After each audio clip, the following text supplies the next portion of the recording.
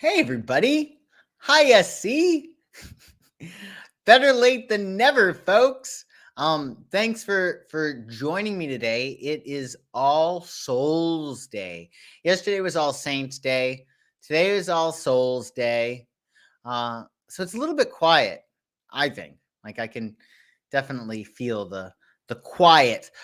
Very busy week in the stars. Lots of stuff going on, and we have a new moon in Scorpio this Thursday, and it's going to be a game changer. Let me tell you, it's going to be crazy town. It is for sure, for shizzle. It is indeed. But let's look at today and what's going on today. And then we'll talk about these news stories that are interesting. So, yeah, Tuesday, November 2nd, we're into the waning moon cycle. Hello, Fran. Great to see you. So, yeah, we're under the waning moon cycle just for really, it's today, it's tomorrow, and then on Thursday, you have your new moon. So, this is the time we're making space for what it is that we want in our lives. What is love flows, what is not goes. It's a time to really hack away at the unessential. And you can really do that today because it's Mars's day. So it's really about fighting for what it is that you want. And it is a Libra moon. So we're able to see things under the Libra moon with a more discerning eye. Libra is a sign of emotional detachment. I know that a lot of people find that ironic because they're so lovey-dovey, but Taurus is ruled by Venus as well. Excuse me. Yeah, Taurus is ruled by Venus. Libra is ruled by Venus. Venus has no moons. It's emotionally detached. So you are able to see things from a higher vantage point and really judge. That should really be Libra's key phrase. I judge. It's I balance. But that's really what we're doing. We're able to really judge during this period before our new moon in Scorpio. And maybe we're judging that what is love flows and what is not goes. So you can use today's Libra moon to create balance in your life, make adjustments, to kiss away hostilities, beautify, Libra's beauty, aesthetics, indulge, relate, partner up, and relax. You want to enjoy relaxation today because it is a Venetian day. But the most important thing to do under the Libra moon is to partner up and connect with people to understand more about yourself. We can utilize other people to do so because you can't be you unless somebody else is being them, right? So also today, oh boy, this woman is very defensive. She's very defensive. She's protecting Kitty Cat. This is because Mercury is squaring Pluto today. And really, Mercury is our mind, and Pluto is about death and rebirth, metaphorically, sometimes literally, of course. So with this, we're going to be turning a corner, essentially. So this transit can lead to deep thinking and intense interactions with others. Just do yourself a favor and don't take things too seriously. It might not be that big of a deal. Pluto is about emotional trauma. Mercury is thoughts, communications, information that's coming. So there might be communications that trigger you. So definitely take a step back. We may be inclined under this transit to call it quits with something. Our mind reaches a point of no return and changes, of course, in the air, especially with this Scorpio new moon that we have on Thursday, which is opposite Uranus, which we're going to talk about more tomorrow.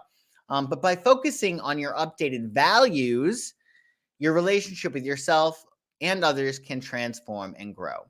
So keep that in mind for today. And at the end of this broadcast, we'll talk about what is going on tomorrow. Tomorrow with the aspects, so you're all set. Ooh, hi, shiny side up. Yes, exactly. Well, that's what we're going to talk about. We're going to talk about that. I'm excited to talk about it with you all. It should be very, very interesting what's going on. Let's have a look at what is going on in today's election. It should be quite interesting. So yeah. Well, first, we'll first talk about the election since we're already on there. Oh, was that oh, here we go. Yeah. So yeah. GOP pollster sees likely Republican win for Virginia governor race. It says it will be a bad omen for Democrats if there's a Republican win in Virginia. So essentially, this pollster, Frank Luntz, predicted today that Republican Glenn Youngkin is likely to defeat Terry McAuliffe in Virginia's close gubernatorial race. So setting up a shaky midterm season for President Joe Biden and his party next year. On CNBC's Squawk Box, Luntz said there's about an 80% chance that the Republican nominee beats Terry McAuliffe, who served as Virginia governor from 2014 to 2018. Youngkin is a former CEO of private equity giant the Cargill Group. So GOP pollster and strategist Frank Luntz predicted Tuesday that Republican Glenn Youngkin is likely to defeat McAuliffe in Virginia's close race. Oh, we said that. It's deja vu. So the Democrat is the incumbent, and it looks like the incumbent is going to lose. Luntz added, Democrat Ralph Northam, the current governor of Virginia, can't run for re-election because governors can't serve more than one term in a row in the Commonwealth. Pollsters and politicians look to Virginia as a predictor of the midterms when control of the U.S. House and U.S. Senate are up for grabs. Luntz said Biden's favorability ratings are falling fast in Virginia, but they're not as low as Trump's. The pollster said this race is not necessarily a referendum on Biden or Trump. If Republicans win, though, the Democrats can use the loss as an argument against policies pushed by their progressive colleagues. Biden's spending bills could still pass, but at a smaller price tag than progressives want. So it is looking very much like Glenn Youngkin is going to win. Yeah, exactly. Oh, okay. It's pronounced McAwful. Okay. I'll so I was just looking at oh, Youngkin. Did I put the right one here? Oh yeah, Youngkin. This is the Republican candidate. So I was just looking at his chart just to see what's up with him as just a personality. You know, his sun is close to Venus, but it's not combust. When the sun is too close to Venus, it's combust or kamazi, which means essentially when that happens, that there's not enough love in the world for the person. Like no matter wherever it is that they love, it blows up because they just can't get enough. They're insatiable because the sun combusts Venus. But this is a very wide conjunction. 7 degrees. So that actually is really nice with the sun conjuncting Venus, even if it's a wide orb. And this dude has his moon in Scorpio, it looks like, and it is, well, we don't know his time of birth, but it looks like it's very close to the South Node. So in a lot of respects, with the Scorpio energy right now, he's being empowered. He's being emotionally empowered. And if you've watched more of my videos, you know that like life is really an emotional game. And that is really the case now that the sun is in Scorpio. It's all about your emotions and what you broadcast. And that's why I think Scorpios tend to be extremely successful because they know the power of their emotions and they also desire a lot. Scorpio's key phrase is I desire. And if you have enough desire, that will trump your doubt. So if you really desire something a lot, that will suppress any doubts that you have and help you to manifest what you want. That's why Scorpio's key phrase is I desire.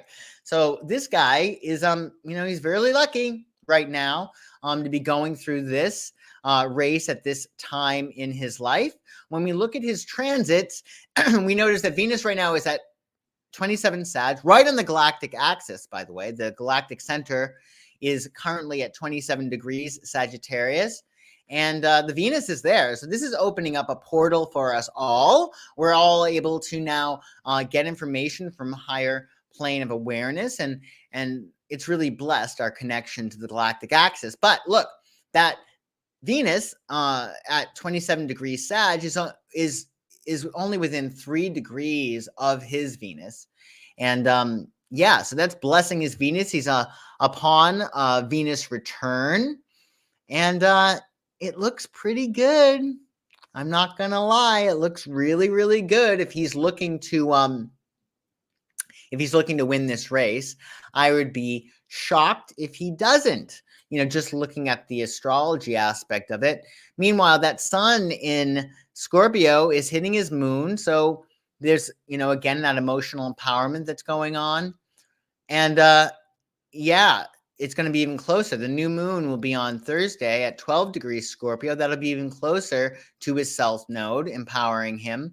And again, we don't actually know where his moon is. We know it's in Scorpio, but we don't know exactly when.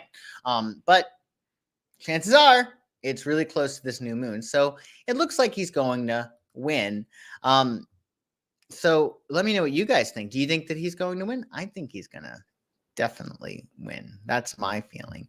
Do you think this election is going to be an eye-opener for liberals around the nation? I was red-pilled during the last election, and it just keeps on shocking me. Oh, yeah. I think it'll definitely be an eye-opener because what they'll probably do is realize that progressive policies are not going over too well.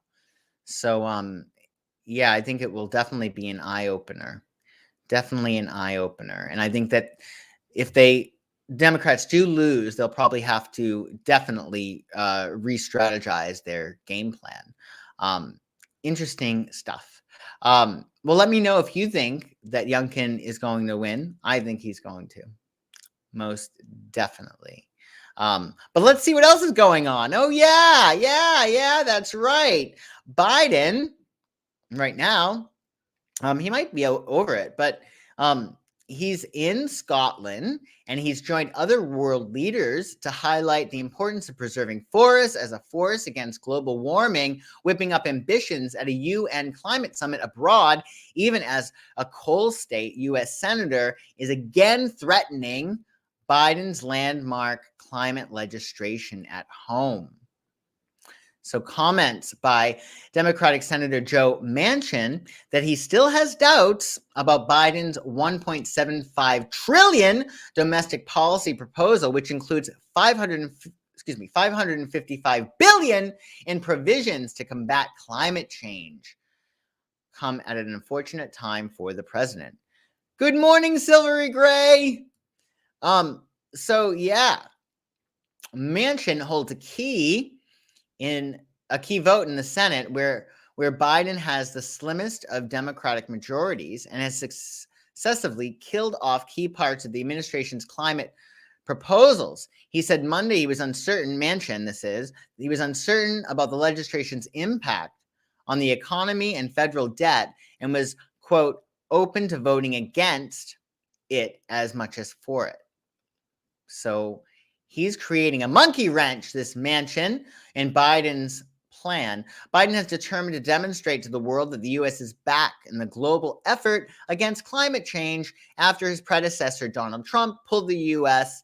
out of the 2015 Paris Climate Accord, putting the U.S. on the path to have its own output of coal, oil, and natural gas pollution by 2050, as his climate legislation seeks to do, demonstrates to the world that the United States is not only back at the table, it will hopefully lead by the power of our example, Biden told delegates and observers on Monday. So yeah, interesting. Back home, his administration chose Tuesday to launch a wide-ranging plan to reduce methane emissions, targeting a potent greenhouse gas that contributes significantly to global warming. Biden came to the summit saying he hoped to see his legislation passed this week, but Manchin's new objections threatened to close the narrow window Biden may have to win passage of his initiatives. The senator is eager to preserve his state's declining coal industry despite coal's falling competitiveness in U.S. energy markets. The White House secretary, the press secretary, she pushed back, saying in a statement that the administration is confident the spending package already meets the criteria set by Manchin. She says it is fully paid for, will reduce the deficit, and bring down costs for healthcare, childcare, elder care, and housing. We remain confident that the plan will gain Senator Manchin's support. Ooh, very cocky. Biden hinted at the challenge of trying to lead globally on climate at a time political divisions at home. In seemingly impromptu comments on Monday, Biden referred to the collapse of U.S. climate efforts under Trump. I shouldn't apologize, he said, but I do apologize for the fact that the United States, the last administration, pulled out of the Paris Accords and put us sort of behind the 8 ball a little bit. Interesting. So, interesting stuff. So when we look at Manchin, his astrological chart, again, we don't have his time of birth, but we can see that he's a Virgo, a very baby Virgo, the first day of Virgo on August 24th, 1947. And that, again, it's interesting. The two dudes that we're looking at today have their sun conjunct Venus. Coincidence? I think not. This guy has a dirty conjunction. A dirty conjunction is when you have a conjunction between two planets, but they're in different signs. So his sun is in Virgo, but it's still 3 degrees away from Venus is 3 degrees away from his sun, even though Venus is in Leo. And Mercury is in Leo too, and this is really helping, we'll see, with Venus's transit right now in Sagittarius, which is bumping against these two planets. So yeah, this guy, in addition to him being a Virgo, he has a Sagittarius moon, it looks like. Again, being blessed by Venus right now. Interesting. So when we look at what's going on in Manchin's chart, I'm a little concerned. This Mars at 1 degree Scorpio is within proximity of his Chiron, so he's going to be taking a lot of flack for this. Like, this is something that's going to be opening up old wounds. I know that he comes, he's a Sagittarius moon, so he has that confidence when he's speaking. And Virgo, it makes perfect sense that he's a Virgo because they're practical, right? Like, where is this money going to? Like, why do we need this money? As an Earth sign Virgo, he's going to be particular about the money. We're going to be worried about, the coal for his state. And also is just going to be more prudent than a lot of other people with that Virgo sun. And it is empowered by Venus. So, he's proud of that. But yeah, Mars is hitting his Chiron. So I think he's experiencing a lot of flack from this. Definitely. But look at what's going on here. 27 Sagittarius Venus again is making an exact trine to his Venus as well as his Mercury. So I think that, this could be something he really leverages, and it could mean that he decides to go further in his political career. I would love to know what you guys think about this dude. Let me see. I'd love to hear what you actually have to say about climate change. The same scientists promoting the man-made climate change crisis already admitted that it's a cycle that previously happened at a time when people lacked technology to cause it. Very interesting, Joshua Benjamin. Very interesting. Well, what do you guys think? Do you think that climate change is something that we really need to be concerned about? Or do you think that it's something else, something that is blown out of proportion? Do you think that it exists, but it's not that bad? Do you think that our climate issues deserve $555 billion? Hi, Ben. I know. Well, I was really late today, but I'm glad you joined me. Thank you for coming. So yeah, my feeling is, and it's a little bit controversial, but I think the Earth, I have more faith in the Earth and planet Earth. And I think that even if we as a society wanted to destroy Earth, I don't think we could. I think the Earth is pretty all set. I think the Earth is okay. And I don't think that we need to be fussing about it because we live on Earth, and with all of this focus, and money is a focus, right? Putting 555 billion dollars to this. I mean, it's sort of like throwing something money and making it go away. Let me see. Blown out of proportion, but I think it's natural and there's not much to be done. Okay, fair enough. I think pollution is something we need to be concerned with, right is right. Okay, fair enough. Fair enough.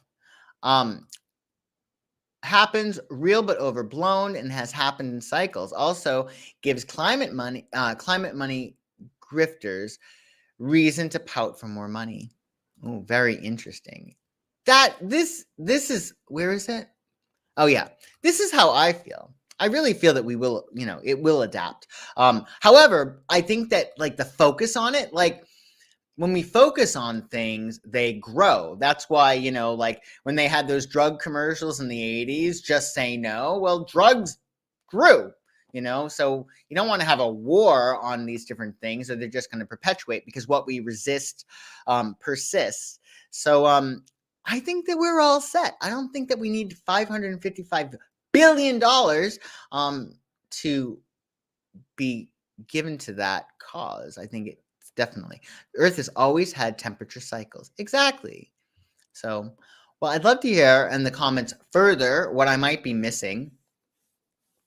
Oh, listen to this. Yeah. My mom was E.T.'s side chick, and me and you, look alike with very similar names. Well, we certainly have very similar names. Very cool. Yes, it's like picking a scab. Climate change. That's my feeling anyway. But I might be wrong. I'm not a environmentalist. I don't know. But I think spiritually, anything that we focus on bad, it just grows. And I do have faith in the universe. I have faith in Earth. And I also have faith in astrology. So let's talk more about what's going on tomorrow, so you're all set for tomorrow's cool transits. So yeah, we are close to this new moon, which will be on Thursday. But tomorrow, just so you know, it will be the last day of the waning moon, the very last day. So again, this is the time to really clean things up and get things organized. What is love flows, what is not goes.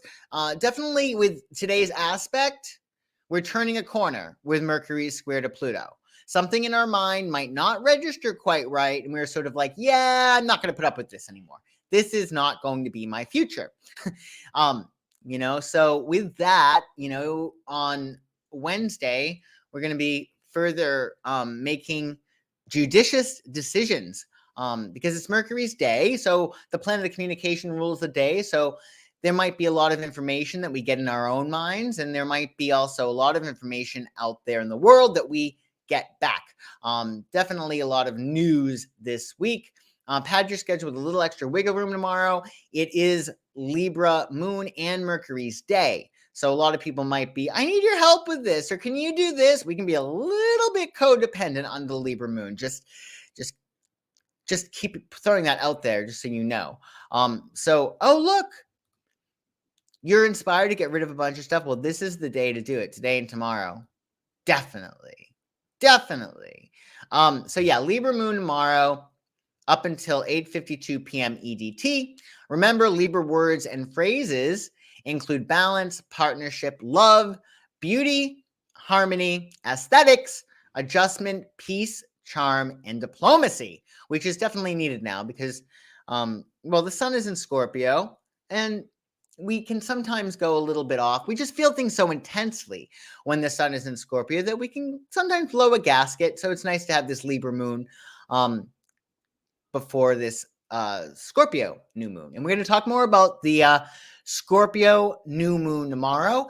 in the interim, I hope you guys have a wonderful day, that you enjoy your new moon. And like I said in the comments, let me know what you think about climate change or this Republican dude.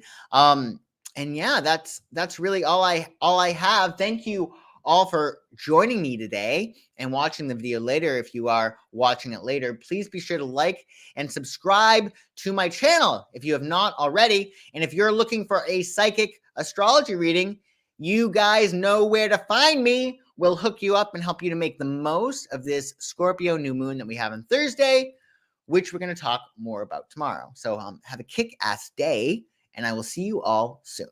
Bye-bye.